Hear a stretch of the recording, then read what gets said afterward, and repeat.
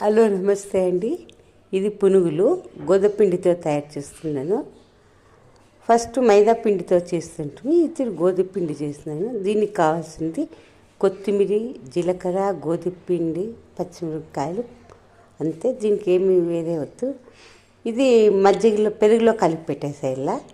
First ఓ 10 నిమిషాలు అయితే చాలు. గోధుమపిండి, మైదా పిండి అవసరం లేదు. ఇది బాగుంటుంది పునుగులు. కానీ చూడండి, పెరుగులో బాగా కలిపి పెట్టేస్తాను. 10 నిమిషాలు బాగా నానింది గోధుమపిండి. ఇప్పుడు దీనికి కొత్తిమీర, జీలకర్ర, మళ్ళీ ఉప్పు వేస్తున్నాను. పచ్చిమిరపకాయలు కట్ చేస్తున్నాను. ఇప్పుడు నేను బాండ్లు పెట్టి నూనె వేసి ఇప్పుడు చేస్తున్నాను పునుగులు. ఫస్ట్ చూద్దాము, సన్నగా చేద్దాము అనుకున్నాను. అయినాక బాగా మళ్ళీ పెద్దగానే చేస్తున్నాను. చాలా బాగా వచ్చినాయి. మైదా పిండి చినుకోకుండా గోధుమ